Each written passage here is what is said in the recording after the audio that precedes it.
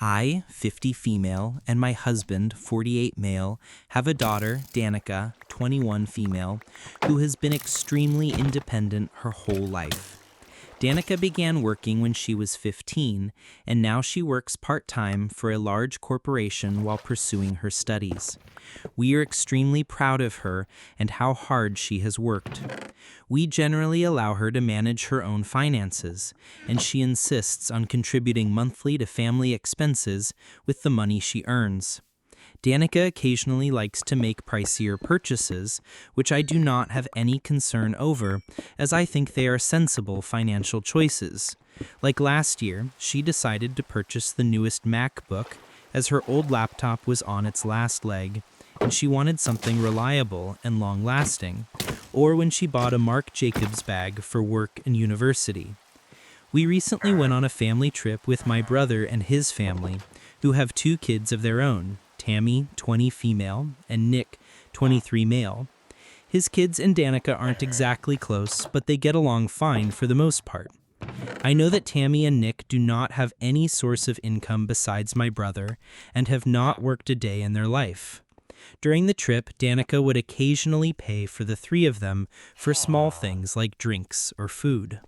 When we were shopping, Danica bought a few items for herself and picked up gifts she wanted to bring back to her friends. During dinner that night, my sister-in-law, brother's wife, told my husband and me that we were spoiling Danica too much with her purchases.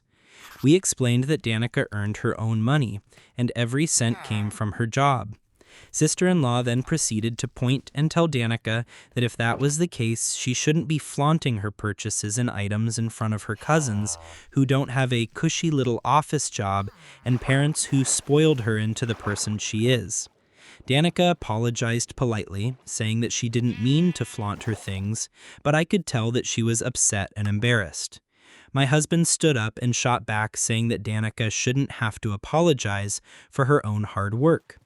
I also pointed out that Danica has been financially independent since she was 15, and that we've always done our best not to spoil her. Sister-in-law then proceeded to tell us that we weren't teaching her how to manage her finances correctly, and that all this money had turned her into a little brat. Danica excused herself to the bathroom and texted that she had gone back to the hotel. We had a tense back and forth for the rest of the dinner, and we came back to finding Danica crying in her hotel room. I call my brother, hoping that he is able to talk to his wife, but he explained that for the past few days, Tammy had been crying to her parents about not having what Danica had. She had been whining to her mom that she wanted the newest MacBook as well, but she refused to get it for her. We recently myself, Danica, and my husband have been getting calls from the rest of the family, some calling us a-holes, and some who were willing to hear us out and understand where we were coming from. So, AITA? Alright, so this first whisper is a classic. It's one of those family vacation stories that starts out fine and then just completely derails because someone gets their feelings hurt. This isn't really about a MacBook, is it? It's about good old-fashioned jealousy. First off, can we just give a round of applause for Danica? This girl is the definition of having your stuff together. Working since 15, paying her own way, even chipping in for family bills while in college. I'm 20-something and still figuring out how to properly fold a fitted sheet. So yeah, she's not flaunting. She's just living her life, a life she built herself. Okay, now for the sister-in-law. This is where it gets wild. So her daughter Tammy is having a meltdown because she doesn't have a MacBook. And the mom's solution, instead of maybe, I don't know, a get a job speech, is to just straight up attack Danica. It's like your Wi-Fi is slow, so you yell at your neighbor who has fiber optic internet. It makes no sense. It's such a classic projection move. She's looking at the results of her own parenting, and hey, no judgment, but her kids have never worked, and she can't handle it. So she points at the one person who is a walking, talking billboard for hard work pays off, and basically calls her a brat for it. The logic is just not found. Error 404. And can we talk about the narrator and her husband? Absolute legends. They didn't even hesitate, just jumped right in to defend their daughter's hard work. That's some solid parenting right there. So the big question, AITA? Yeah, this is a massive NTA. Not the one in the wrong. It's not even a debate. Danica shouldn't have to shrink herself to make other people feel comfortable with their own choices, and her parents were right to back her up. This whole thing is a whisper about how some people see success. Some see it and get inspired, others just get insecure. You can't dim your own light just because it's a little too bright for someone else. You just gotta find people who appreciate the shine. Okay, let's dig into our next story. AITA for telling my sister that her lack of personal hygiene is the real reason no job will hire her and not sexism. This concerns my sister Lily, who is graduating soon. Our parents taught us the importance of personal hygiene and keeping yourself presentable. But I guess Lily fell off the wagon while dorming in college because it feels like she dropped everything to do with personal hygiene since moving back home. It's easier to explain with a list of things she isn't taking care of. Hair. Very oily or greasy and always tangled from lack of wash and brushing. Skin. Also very oily or greasy from no wash. Nails. Never trimmed so they're long and yellow from grime. Clothes. Clothes themselves are nice, but she leaves them sloppy or wrinkled. Body. Showers once a week tops. I'm not sensitive to smell, but my sister reeks and honestly makes me gag sometimes. Lily is upset because she says she can't get an in-person job in her field and wants to give up. Our parents have tried telling her that presentability and hygiene is as important as credentials when getting jobs, but my sister won't listen. Lily has a rocky relationship with our family, so she takes it as a personal attack rather than them trying to help. Lily is now blaming sexism and says men are all just intimidated by a competent woman, and that's the sole reason why she hasn't gotten a job.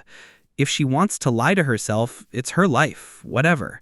What I can't stand is her trying to make it my problem and expect validation from me. Lily just did a bunch of interviews, but all went cold after and none panned out into jobs. She was venting to me last week about how companies in this field are all boys' clubs and quick to shoot down a woman they know is intellectually above them. I was basically just like, good for you. Can I please finish my session in peace now? Lily got defensive and said she's just warning me, then doubled down saying most men are selfish and I should save myself the headache now. She was saying this with my male friends on the voice call. I had enough and told Lily that her lack of personal hygiene is the real reason no job will hire her, so stop blaming others and think for 2 seconds.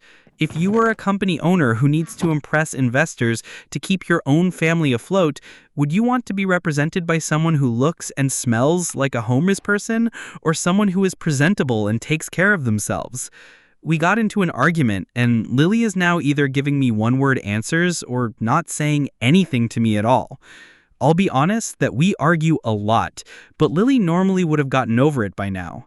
Did I do the right thing giving Lila a dose of reality, or did I F up here? All right, so this next whisper is uncomfortable. Yeah, that's the word. It's about that super awkward line between trying to help a family member and just telling them a hard truth they really don't want to hear. First off, the list. Man, that list is brutal. Oily hair, unwashed skin, grime under the nails. I'm not gonna lie, reading that made me want to take a shower just in case. It's a tough situation because basic hygiene is one of those things you assume everyone just does. Now, let's talk about Lily, this sister. Her go-to explanation for not getting a job is sexism, and that companies are intimidated by a competent woman. And look, sexism in the workplace is 100% a real thing, no question. But when you're showing up to an interview looking and smelling like you just rolled out of a dumpster, it's probably not your intellectual superiority that's making them hesitant. It might just be the fact that you reek. I mean, that's just a wild guess. The narrator is clearly at her wit's end. She tries to ignore it, tries to just live her life, but Lily keeps pushing, trying to get validation for a reality that just isn't real. And then she does it in front of her friends on a voice call. Yeah, that's a declaration of war right there. That's pushing the big red button. So the narrator finally snaps and drops the truth bomb. Was it harsh? Yes. Was the homeless person comparison a little much? Probably. Could she have said it more gently? Maybe. But at a certain point, when someone refuses to see reality, sometimes a dose of unfiltered truth is the only thing that can get through. Her friends are on voice call and she's talking about how all men are selfish. I mean, read the room, Lily. So, did she F up here? Honestly, I'm torn. I'm going to go with a very soft NTA, not the one in the wrong. She was pushed into a corner and reacted. It wasn't the kindest way to do it, but it was honest. But the real whisper here isn't about the argument. It's that a sudden drastic drop in personal hygiene like this is almost always a sign of a much deeper problem, usually severe depression. Lily isn't just lazy, she's probably really struggling. The truth bomb might have been necessary, but what this family really needs is to get her some actual professional help. That's the real issue. Let's tune into our third secret of the day. Is my sister-in-law coming on to me? I, 38 male, have been with my wife, 33 female, for 5 years, married for 2. We have a great life together and I couldn't be happier. One thing that has been gnawing at me lately is that I've noticed my sister-in-law, 31 female, has developed a pattern of grabbing or patting my butt, among other uncomfortable behavior. I will never forget the first time it happened. It was Thanksgiving. We were at my in-laws' house. I had been dating my wife for a little under a year. I was going to the kitchen to load my plate to bring to the table. While en route, I feel a hand cut my butt cheek and linger, like a good 3 to 4 second hold. I started to turn around because it was the kind of grab you'd associate coming from your significant other, but it turned out to be her sister. I think I played it off with an old, "Oh hey," and spun back around. She followed with, "Sorry, I had to." Another time we went to a play with my sister-in-law and her friends, and we all got up at the intermission. I'm holding my wife's hand, walking in the corridor outside the theater, when I felt my sister-in-law grab my butt while her husband is standing 4 feet from her. I think she was pretty close to me, and with the throng of people around, he didn't see or notice. Most recently, she patted my butt at her baby shower. Again, it was in a situation where no one would really see or notice. There are probably a handful of other times she's done it over 5 years, but those are the ones that are vividly etched in my mind because of how blatant and egregious they were in situational context. This action has never really happened consistently enough for me to find a problem with it. I thought it was weird, but I thought it might have been her trying to be funny or friendly. I'm not typically one to cause conflict, so I've just gone along with it, but never reciprocated anything back. Her and my wife are pretty close, so I thought maybe that was her strange way of connecting with me, as odd as that sounds. She has also been with the same partner the entire time I've known her. They were dating at the beginning and got married 3 years ago, so I didn't ever see it as sexual or flirty. But after the incident at the baby shower, I started to review all her past actions, and I've come to a realization that maybe her intentions are more of a problem than I realized. There have been many other times I've been with her where I think she makes me slightly uncomfortable, but I've questioned whether I'm overthinking it. Most of her actions have never crossed an obvious line, but I'm feeling like some of them may have. The typical scenario is pretty consistent. We are at a function and somehow end up a little alone or off to the side, and our significant others aren't next to us. When this happens, I feel like my sister-in-law kind of invades my space, either talking very close to me or maybe grooming what I'm wearing or touching her leg to mine when sitting, and there is absolutely no space-confined reason she needs to do that. Or I feel like she comes over to me when she sees my wife leave to go to the bathroom or is talking to someone else. One time at a party, my sister-in-law and my wife were sitting on a couch, and she was demanding that I bow before her and swear my allegiance in front of both her husband and my wife. I didn't do it at first because I thought it was really weird and crossed an inappropriate boundary, but she would not let it go. Both my wife and brother-in-law did not seem bothered by it, but they were both pretty buzzed. At my sister-in-law's 30th birthday party, everyone was really intoxicated and dancing at a bar.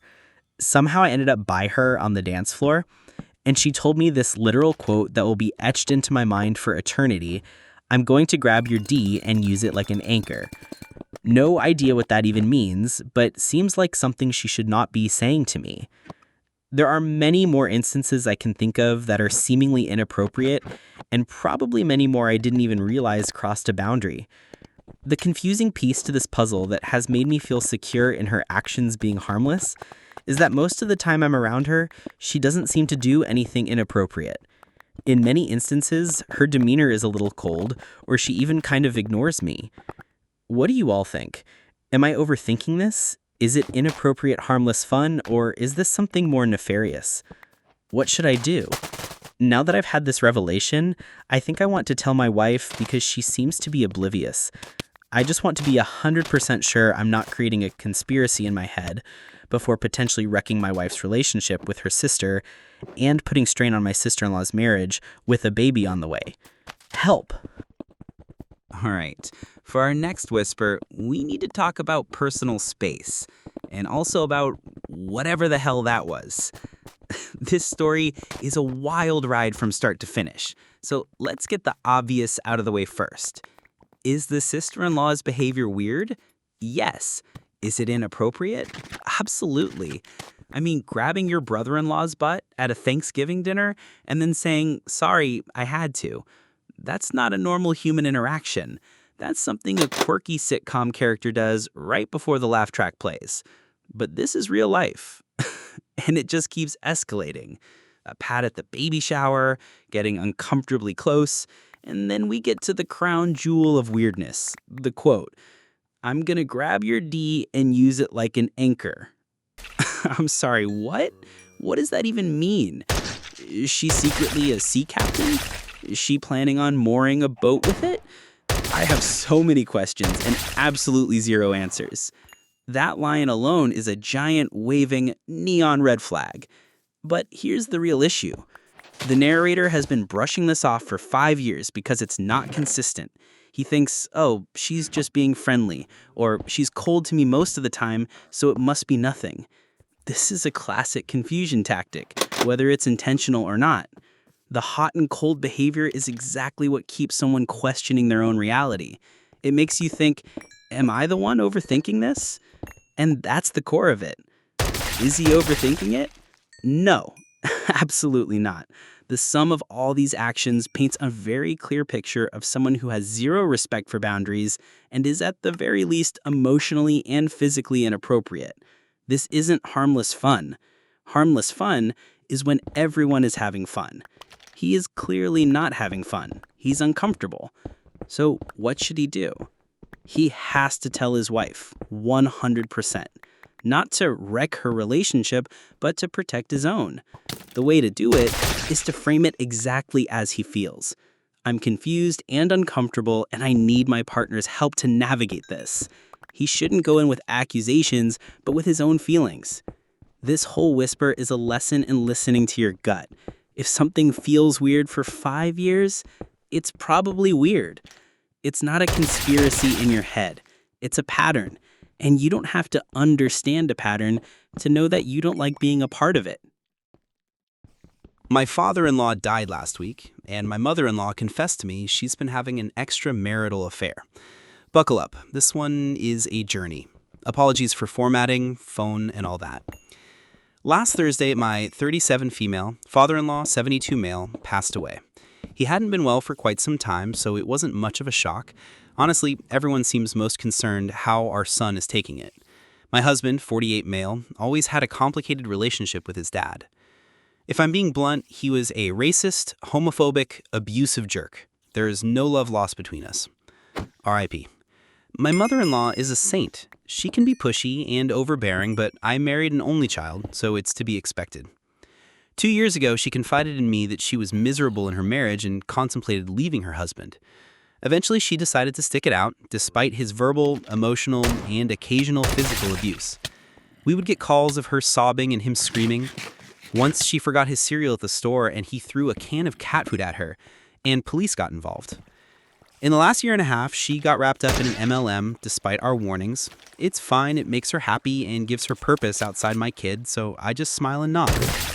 It seemed great for her. She was coming out of her shell, smiling more, and had a newfound confidence. She also started hanging out with her girlfriends and going on weekend trips with them and going out to eat and seemed to be living her best life. I went to her house yesterday to drop off a flash drive of photos that she wanted, and we wound up chatting for about an hour. She mentioned offhand that she used to think she'd never think about being with another man if her husband died, but she thinks she changed her mind. Bingo, I knew it. She then spent the next 40 minutes telling me about her friend and how they've been seeing each other for almost 2 years. She kept begging me to not judge her. How could I judge her? She was with my father-in-law over 50 years. The last 20 were sexless, and she deserves to be happy. Cheating is wrong, but honestly in this situation, I can't blame her, and I don't think most people would. Here's the conundrum. She asked me to not tell my husband. Now, certainly I wouldn't tell him the week his father died, "Hey babe, your mom is happy she can date her boyfriend in public since your jerk dad kicked her." But I also don't want it to come out that she told me and I didn't tell him. I don't think he'd be mad, honestly. I think he'd be hurt, shocked, and tell her this man is using her for her money and all that, and demand she break it off. I don't think that's fair to her. I also know my husband has zero chill, and if I tell him, he'll be on the phone with her before I finish my sentence. She wants to wait until the new year to bring it up. I want to respect your wishes. It's important we have a good relationship for everyone, but not telling my husband really bothers me. I need advice on the best way to navigate this. She seems so much happier and lighter than I've ever seen her. This person is making her genuinely happy, and I don't want to screw that up. I also don't want my husband to think I'm advocating his mother's extramarital affair. TLDR, my father-in-law died last week, and my mother-in-law confessed to me she's been having an extramarital affair and is now begging me to not tell my husband. All right, so this next whisper is a journey for real. We're getting into one of those situations where the right thing to do is super blurry. This is a classic stuck between a rock and a hard place scenario. First, let's just get this out of the way. The father-in-law. The narrator straight up calls him a racist, homophobic, abusive jerk. When the story of your life ends and the review is that bad, yeah, it's hard to feel a lot of sympathy. The fact that he threw a can of cat food at his wife for forgetting cereal tells you everything you need to know about the kind of guy he was. So the mother-in-law, after 50 years of this, with the last 20 being completely loveless, finds some happiness with someone else. Can we blame her? Honestly, cheating is generally a bad look. We all know that.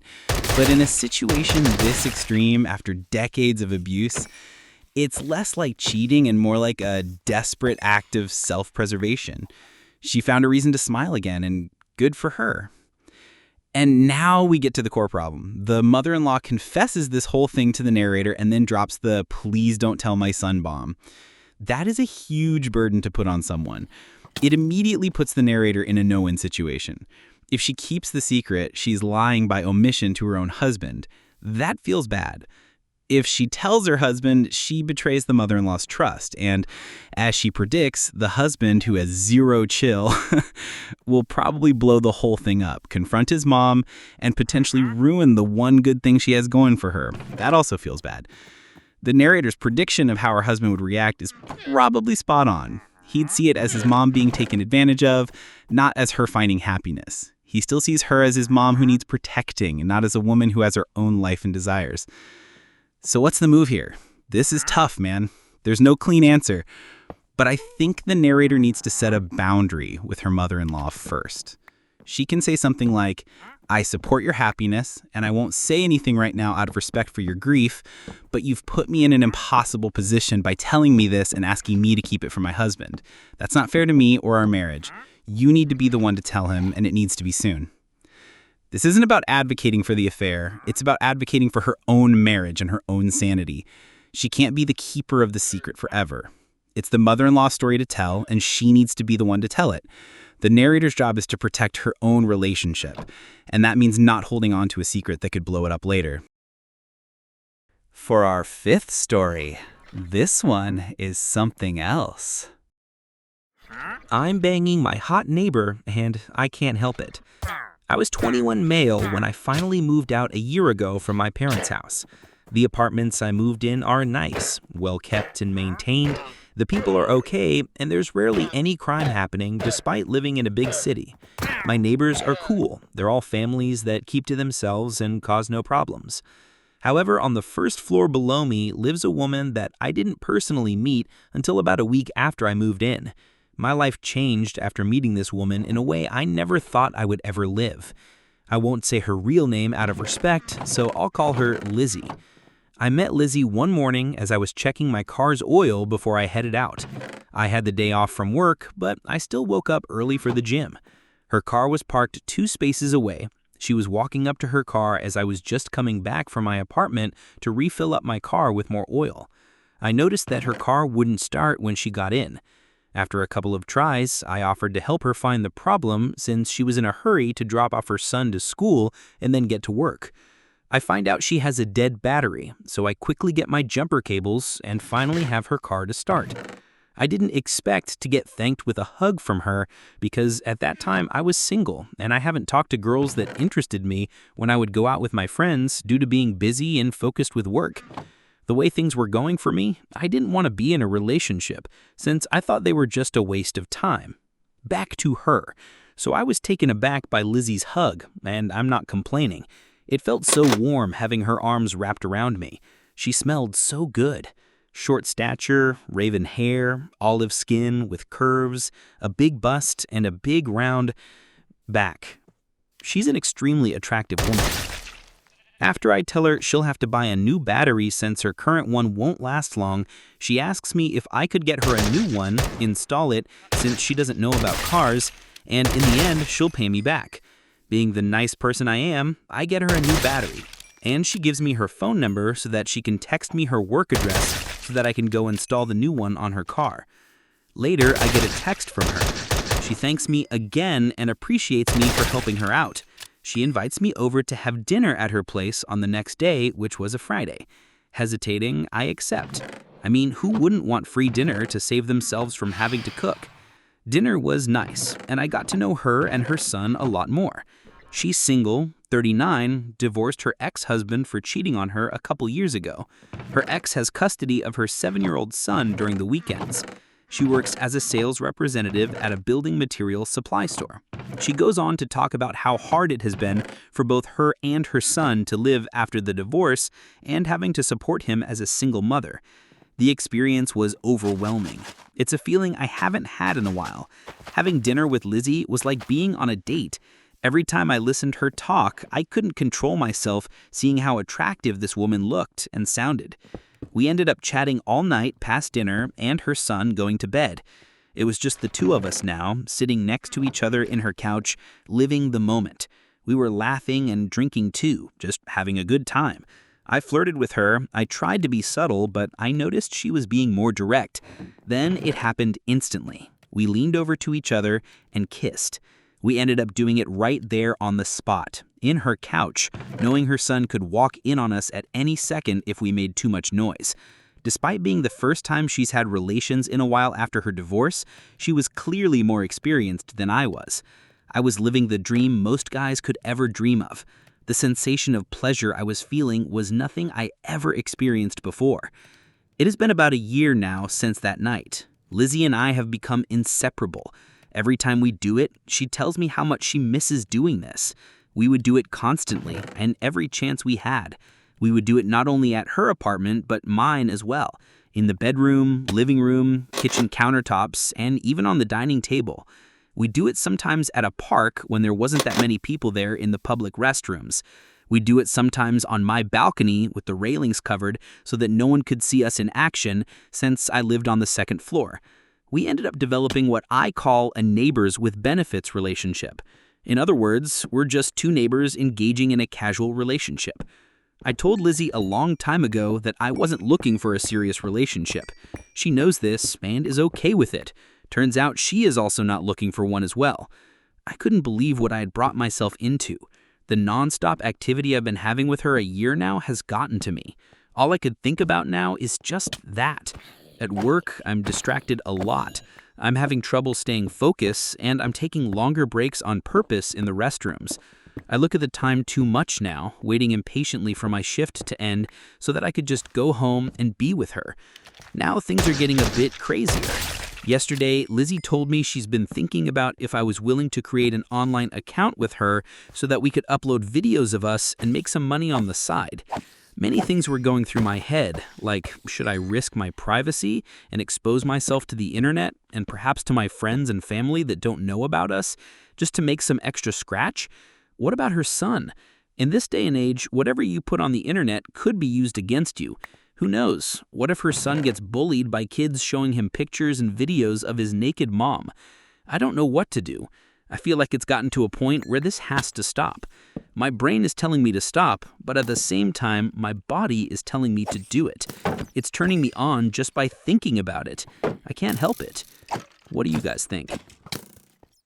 All right, folks, buckle up because we are going on a full-on roller coaster with this one. This story starts out as a wholesome neighborhood interaction and just spirals into something else entirely. So, our narrator, a 21-year-old guy new to living on his own, is feeling a little disconnected, a little lonely. We've all been there. Then he meets Lizzie, his older, very attractive neighbor. He helps her out with her car, she gives him a hug. It's all very sweet. He gets invited to dinner, and I mean, who says no to a free dinner, right? And that's where the story takes a hard left turn. The age gap is significant. She's old enough to be his mom, but the chemistry's there. One thing leads to another, and they end up together. At first, you read this and you think, okay, good for him. He's living out a wild fantasy. Then it becomes this neighbors with benefits situation, which on paper sounds like the dream, right? No strings attached, just fun. But here's the thing about playing with fire. Eventually, you get burned. The nonstop activity starts to take over his entire life. He's distracted at work, he can't focus, all he thinks about is getting back home to her. His brain's reward system has been completely hijacked. This has stopped being a fun, casual thing and has become an obsession. And then Lizzie drops the big one, the OnlyFans hub proposal. And this is where the narrator's brain finally enters the chat. He starts thinking about the real-world consequences, his privacy, his family finding out, and most importantly, her son. What happens to that kid when his mom's private life is plastered all over the internet? And that right there is the moment the fantasy bubble bursts and reality comes crashing in. So what should he do? He asks what we think. And I think the answer is pretty clear. He needs to stop. Full stop. This isn't even about judging Lizzie or what she wants to do with her life. This is about him and the fact that he has completely lost control of his own.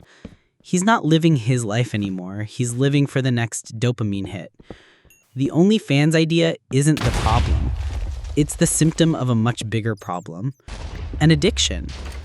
His brain is telling him to stop, but his body is telling him to go for it. That's the classic sign of an addiction. He needs to get out of this situation, not just for his privacy, but for his own mental health and his future.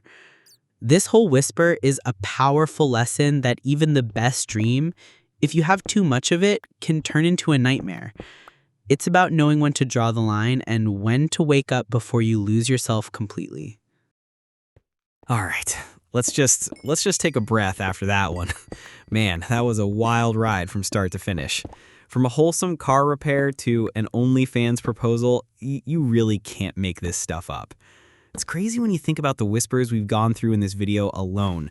We've had jealous family members attacking someone for their success, a sister whose hygiene is derailing her whole life, a sister-in-law who has absolutely zero concept of personal space, and now this, a story about a fantasy turning into a full-blown obsession.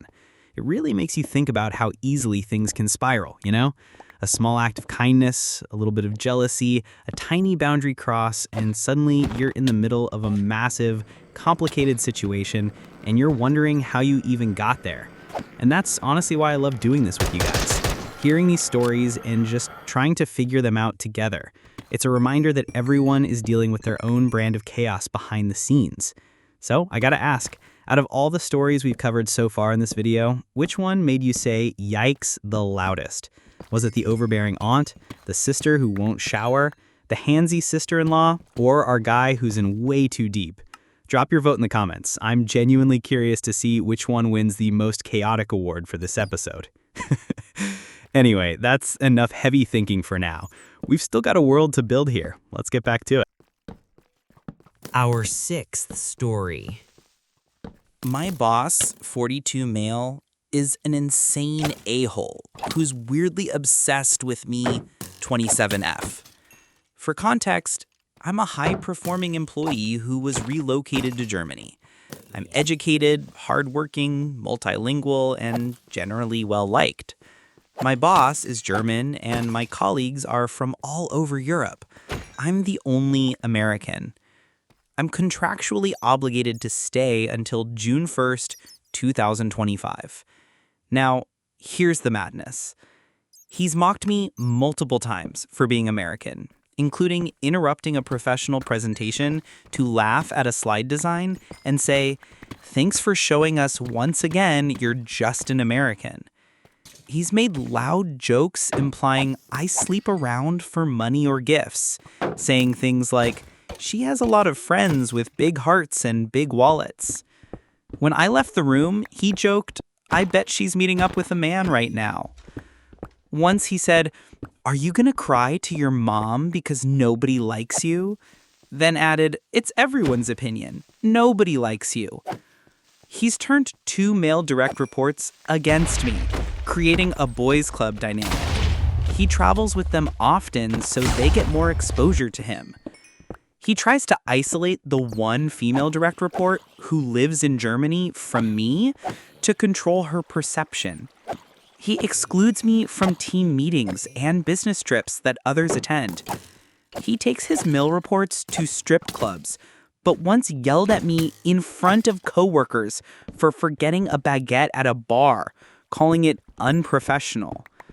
He stares at me inappropriately, including once smirking while looking at my chest. He refuses to give feedback and delayed my performance review by 5 months. When he finally gave it, only 30 seconds were about my work. The rest was him criticizing my personality, saying I was too loud, too quiet, too anxious, too disengaged. He mocked my German at a bakery in front of others. He gave no guidance on a project, then yelled at me in front of his boss for not meeting imaginary expectations. The previous project owner confirmed those expectations were never communicated. He canceled my career coaching sessions without telling me, blaming budget cuts. My coach had to awkwardly inform me it was our last session. He mocked my nationality, voice, and mannerisms in group settings. When I set boundaries, he labeled me difficult. He's respectful when alone with me, but becomes hostile around his male reports, criticizing me and acting unprofessional.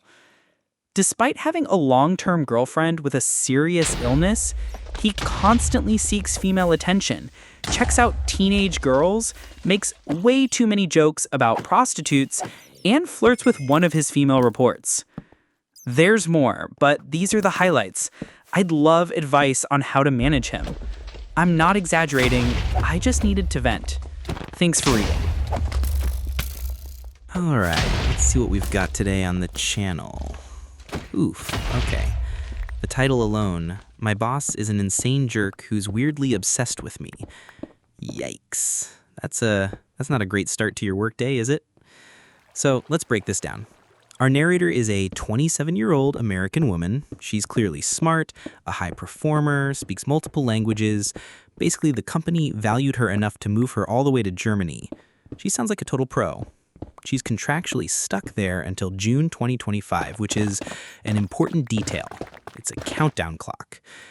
And then there's the boss, this 42-year-old guy. And man, this guy isn't just a bad boss. This is like a masterclass in how to be a terrible human being.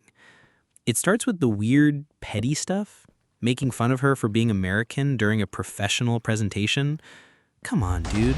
What are we, in middle school? All you Americans use this design. Bro, it's a PowerPoint slide, not a declaration of war. Relax.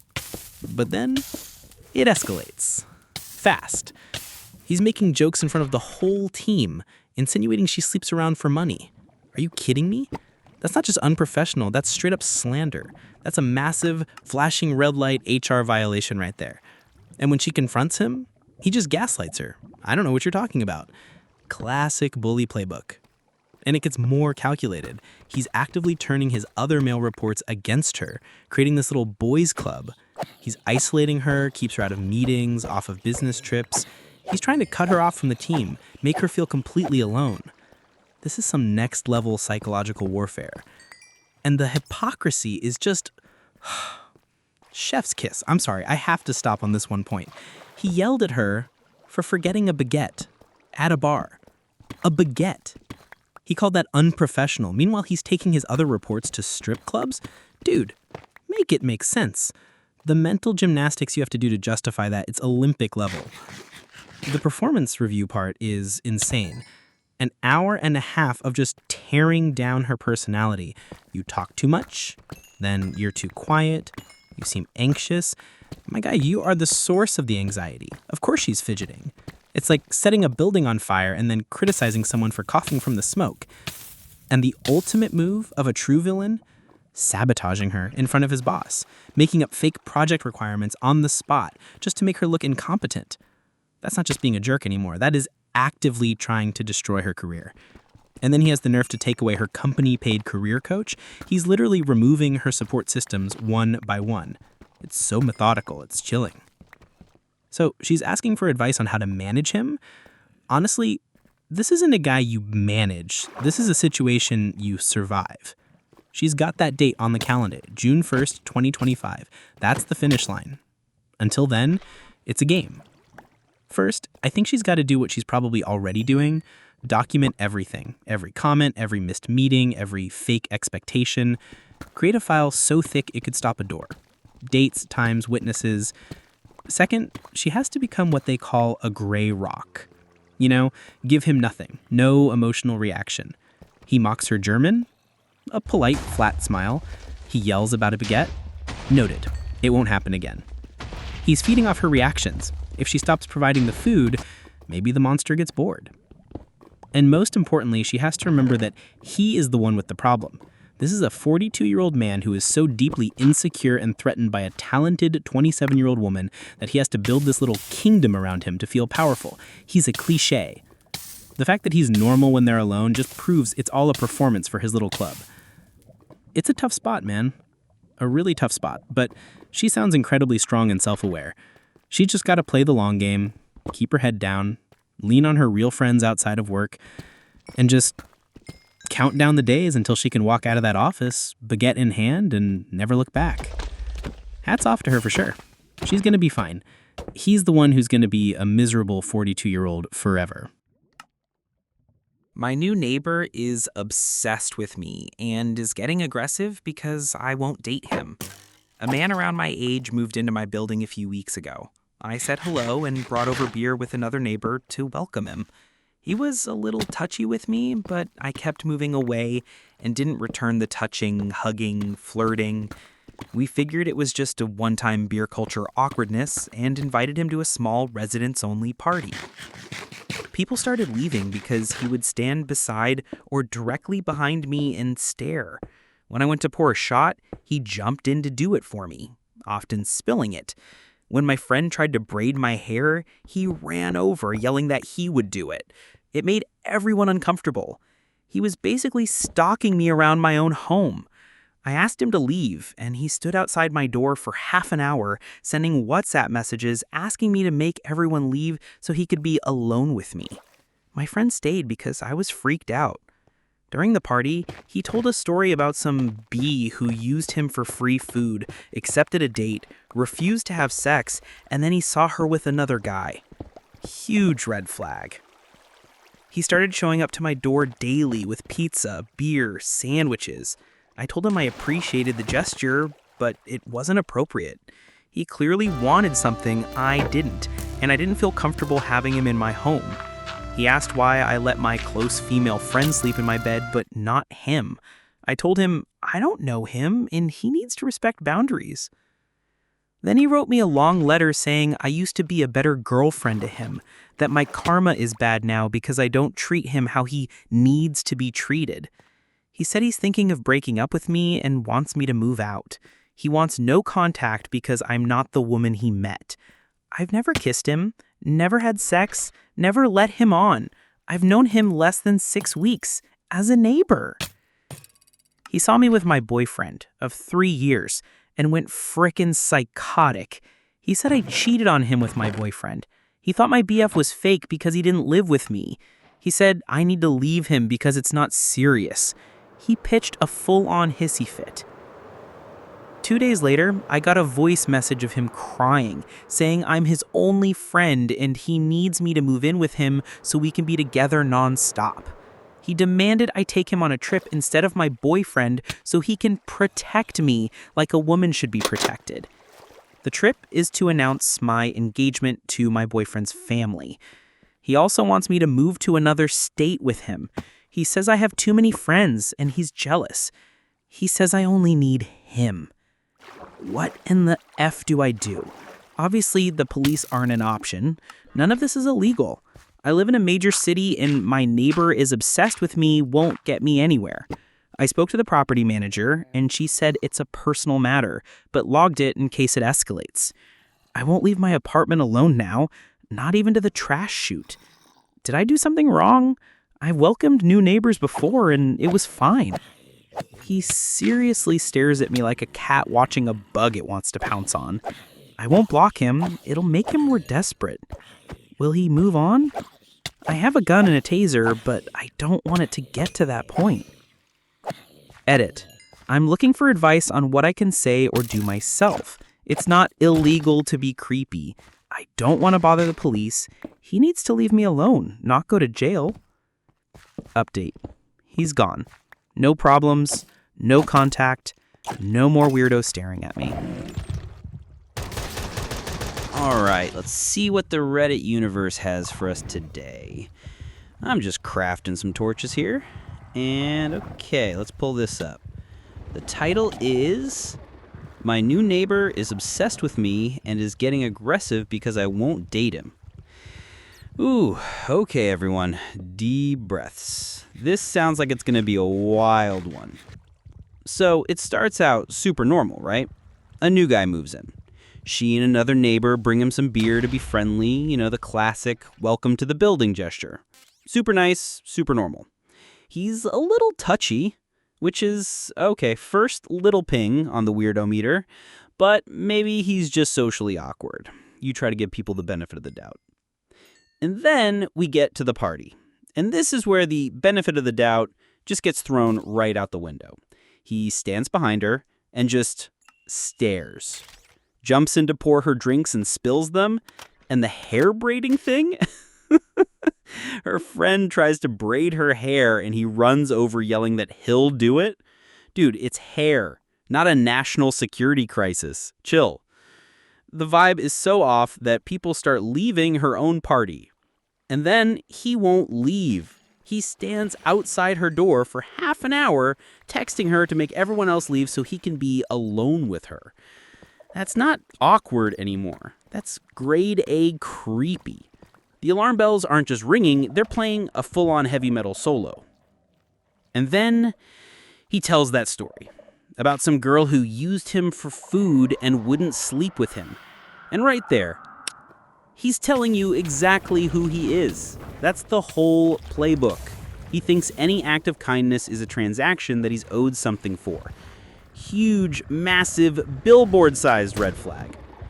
Then comes the letter. Oh man, the letter. This part is just, wow. He says she used to be a better girlfriend to him. My man, you can't be a better or worse girlfriend to someone you were never dating. That's not how reality works. Then he says he's thinking of breaking up with her. You can't fire me, I quit. And he wants her to move out of her apartment? The audacity is just, it's breathtaking. And of course, when her actual boyfriend of 3 years shows up, the guy's fantasy world just shatters. And what does he do?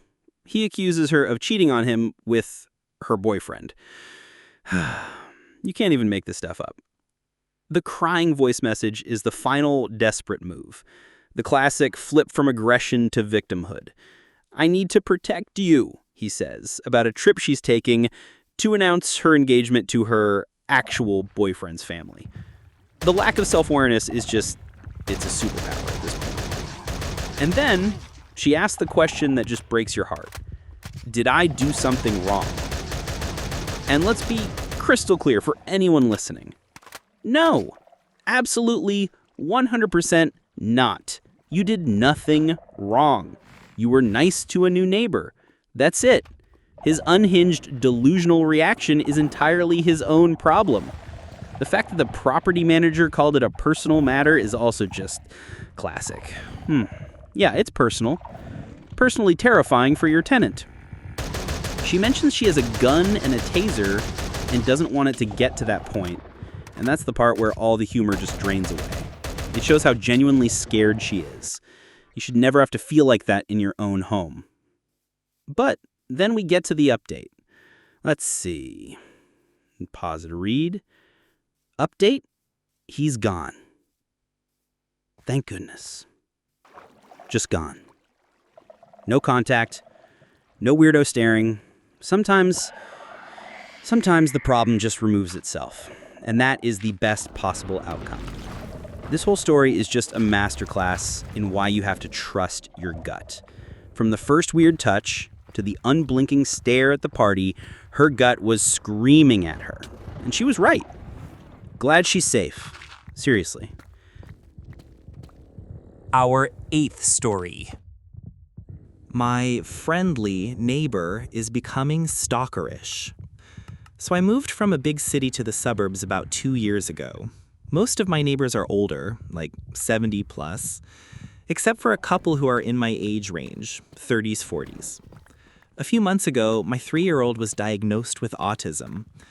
I don't have family nearby or a big friend circle here.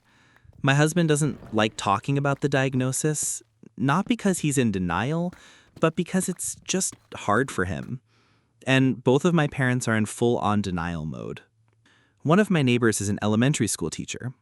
She reached out to me about a month ago. Against my husband's advice, I told her about my daughter's diagnosis. She asked if she could come over and talk, so we set up a coffee date. During that meetup, she opened up about secretly divorcing her husband, said he's a terrible partner and father. She told me he hides money from her and is an alcoholic. I felt bad for her. At the time, I was looking for a nanny to help with my daughter. I offered to pay her cash since she had experience with special needs kids. She said she didn't want to be a nanny, but she'd be open to being a mommy helper, basically guiding me through tantrums and self-injurious behavior. I agreed, thinking it could be a win-win. But the next few times she came over, she just sat on the couch venting about her husband, while my daughter was having meltdowns and I was trying to calm her down, alone. It was overwhelming. I was emotionally drained from her stories and physically exhausted trying to manage my child. Still, I paid her. I felt bad. I had her come over a few more times, hoping it would get better. It didn't.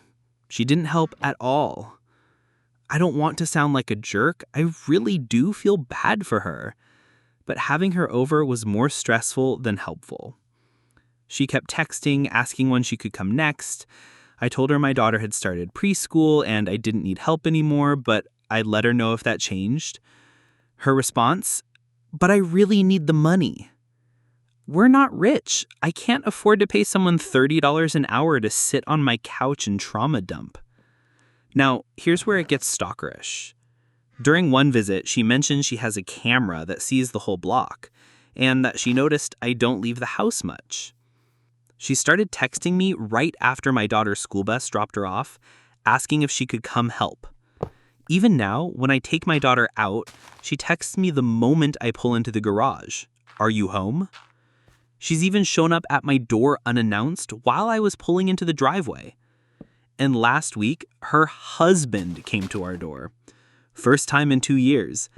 I guess he saw her coming over on the camera and wanted to see what was going on. I didn't answer. I was scared. I'm not confrontational, but she texts and calls me every single day saying she needs money. I either give short replies or don't respond at all, but it's not working. I'm starting to feel anxious just leaving or returning home. I don't want to sound heartless. I really do feel bad for her, but I'm not in the mental space to deal with this. I wish I had listened to my husband and never opened up to her. This whole thing has turned into a freaking nightmare. All right, let's pull up the next story here. The title is My Friendly Neighbor is Becoming Stalkerish. Okay, the quotation marks around friendly are doing a lot of heavy lifting in that title. That's never a good sign. Let's get into it. So, our narrator moves to the suburbs a couple of years ago. She's in a really tough spot. Her 3-year-old was just diagnosed with autism.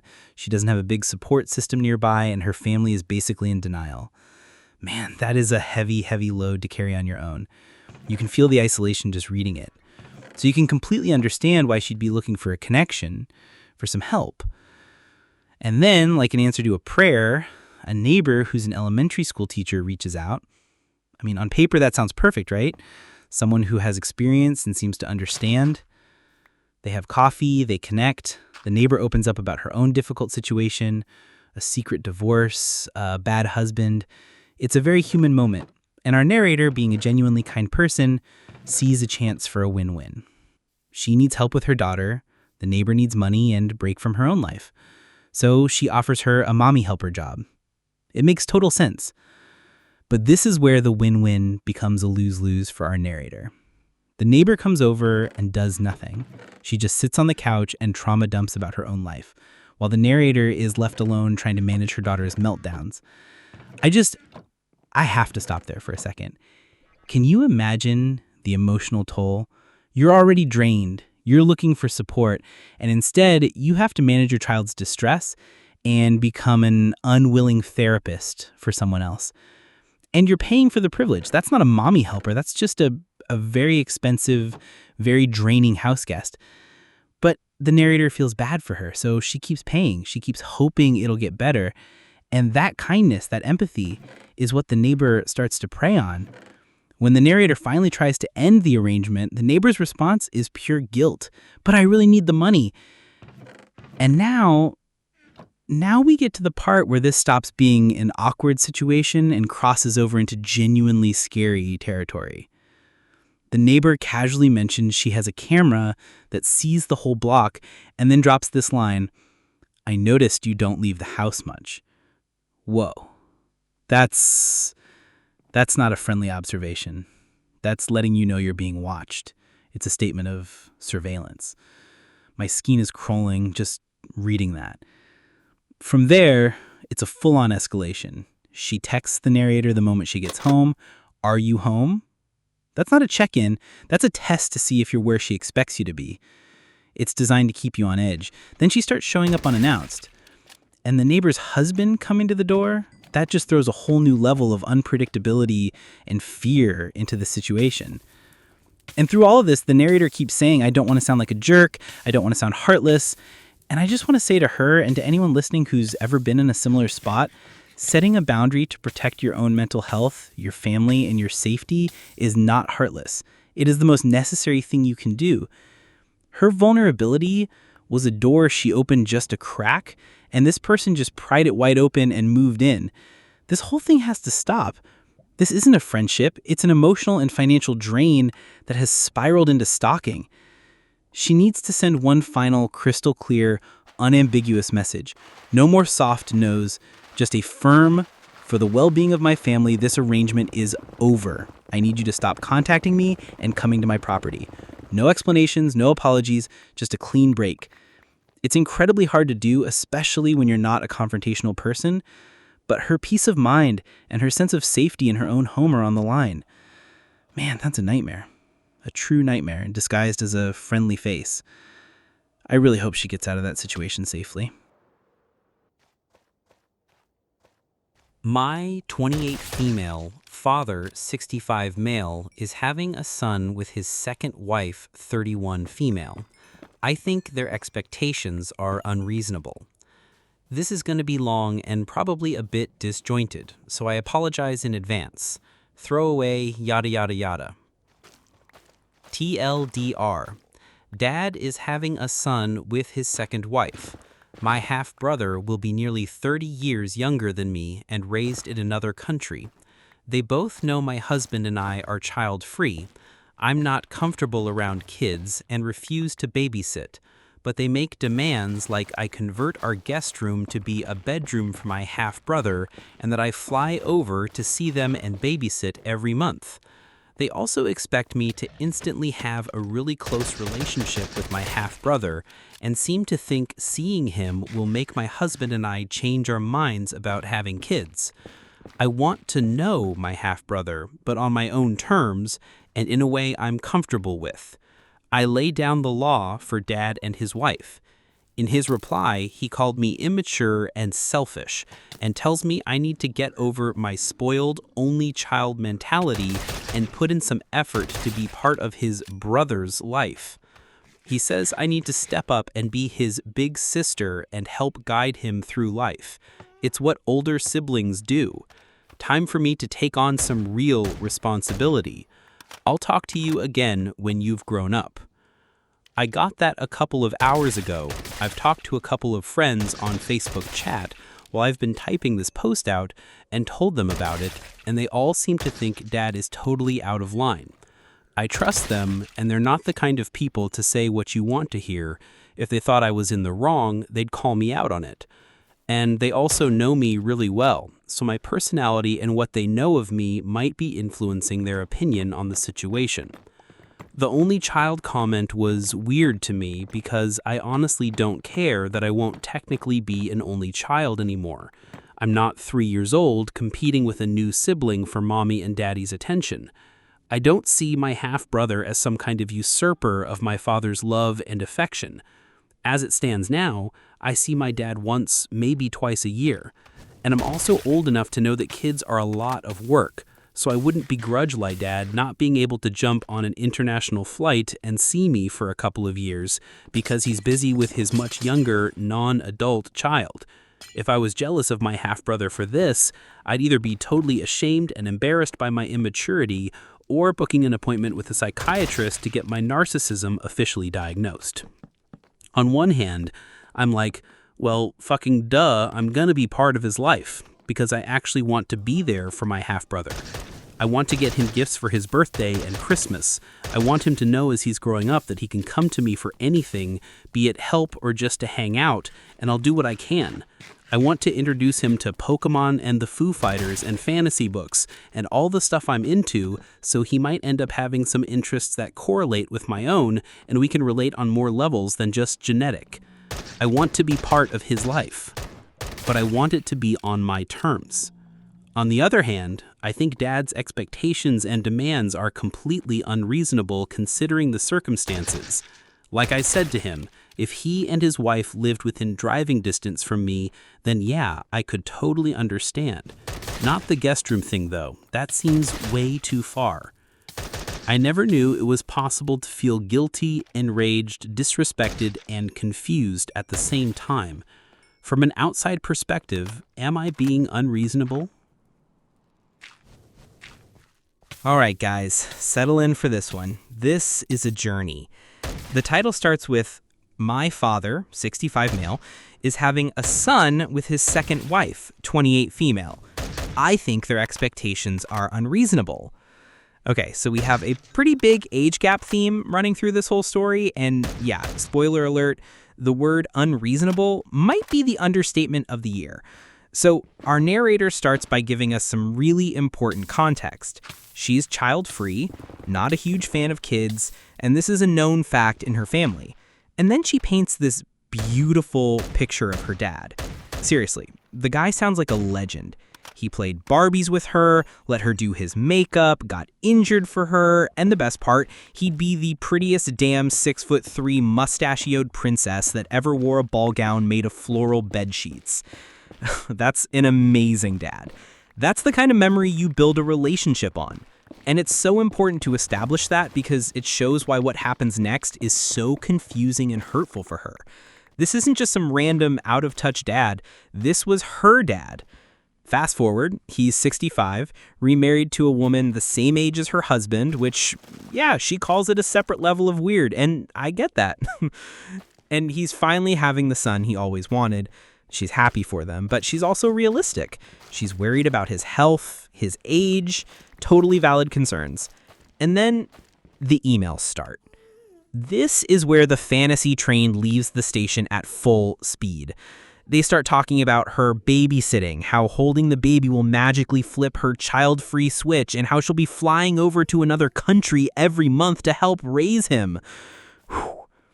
At first, she thinks it's a joke, which is totally normal reaction to something so absurd, but they keep pushing, and the demands get more and more wild until we hit the peak.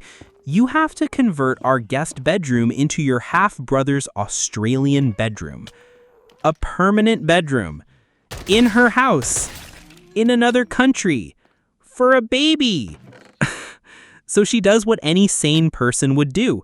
She lays down the law. And her email is a masterpiece of reasonable boundaries.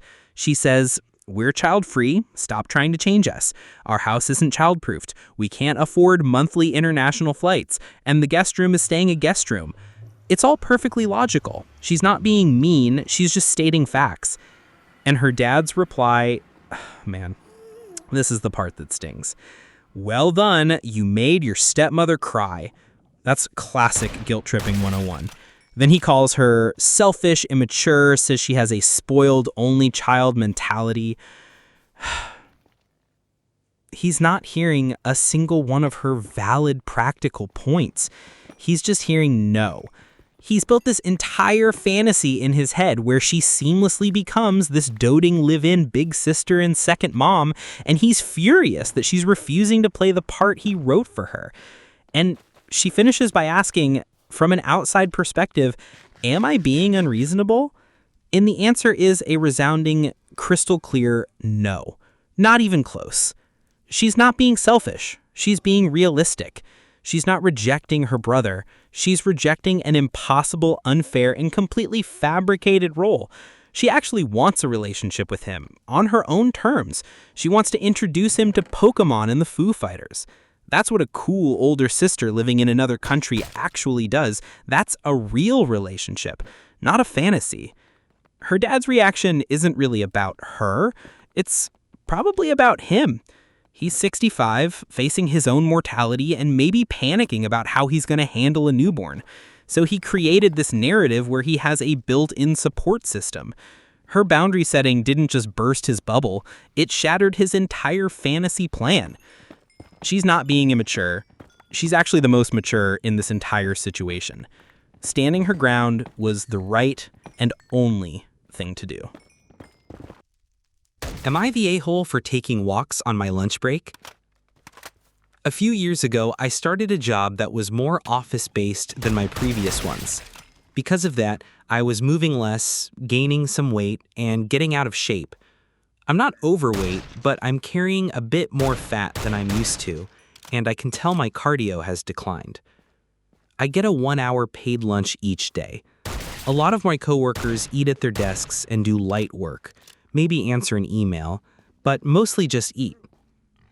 I personally go to my car to eat, then walk laps around the parking garage before heading back in. I'm never gone more than an hour, and I'm always back on time. Recently, I followed my usual routine, grabbed lunch, ate in my car, then started walking. I ran into a coworker who was heading to his car for something he forgot. He stopped me and asked what I was doing. I said I'd finished lunch and was walking before my break ended.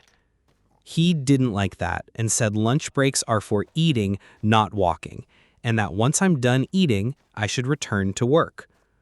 I told him we're given an hour and I want to use all of it in the best way I can. I think he told others because now I get comments before I go on break, comments I didn't get before. I don't think I'm doing anything wrong. I'm entitled to my break, my work gets done, I take it at the same time daily so people know I'm unavailable, and I only ever come back to a few non-urgent emails. I keep my phone on me in case of emergencies, which has never happened. I talked to my parents and they said they work through lunch and I shouldn't be out walking. but they're older and from a different era, so I'm not sure I trust that perspective. So, AITA for walking during my lunch break? ETA. It's paid. A lot of people assume it's unpaid. I'm salaried. My manager has no issue, but some coworkers seem bothered that I use part of it to walk. All right, let's see what we've got next. Okay, the title is Am I the A-hole for taking walks on my lunch break? You know, sometimes you read a title and you're just like, okay, there has to be a hidden detail here, right? There's no way the story is as simple as the title suggests. Let's find out. So, our narrator gets an office job, starts moving less, and wants to get back in shape. Super reasonable. He gets a 1-hour paid lunch break, and he uses it to eat his lunch and then go for a walk. Good for him. Taking care of his physical and mental health. Smart. He's on time, his work gets done, no issues. And then comes the coworker. He runs into this guy in the parking garage, and the guy asks him what he's doing. He says he's taking a walk, and the coworker's response is just a masterpiece of absurdity. He says, and I quote, "Lunch breaks are for eating, not walking, and that once I'm done eating, I should return to work." I'm sorry, what? Did he just appoint himself the lunch break police, the official arbiter of what constitutes an acceptable break activity? Sir, your fun-to-work ratio is unacceptably high. Please return to your cubicle immediately. This is a classic case of what I like to call misery loves company. This coworker probably eats a sad sandwich at his desk while answering emails, and seeing someone actually using their break for themselves to feel good makes him feel bad about his own choices. So instead of thinking, hey, maybe I should go for a walk too, he thinks, hey, that guy should be as miserable as I am. And of course, he goes and tells on him to the other kids on the playground because now the narrator is getting comments from other people. It's just so petty. Then he talks to his parents, and they give him that classic old school advice, work through your lunch. Ugh. I love my parents, but that's a different era. That live to work mindset, man, we're trying to move past that. It's about working to live, you know? So, let's get to the question. Am I the a-hole for walking during my lunch break? Absolutely not. NTA. Not even in the same universe as the a-hole. His break is his time. The company gives him an hour.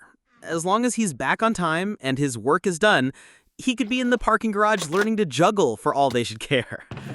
The fact that his manager has no issue with it tells you everything you need to know. This is purely a coworker problem. A very, very weird coworker problem.